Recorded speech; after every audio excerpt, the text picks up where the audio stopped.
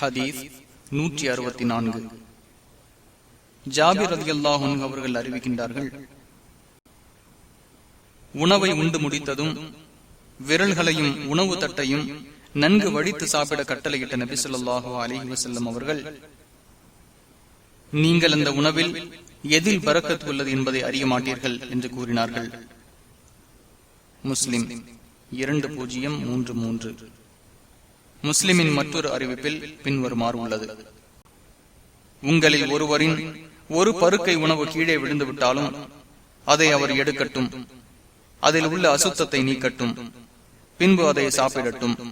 ஷைத்தானுக்காக அதை விட்டுவிட வேண்டாம்.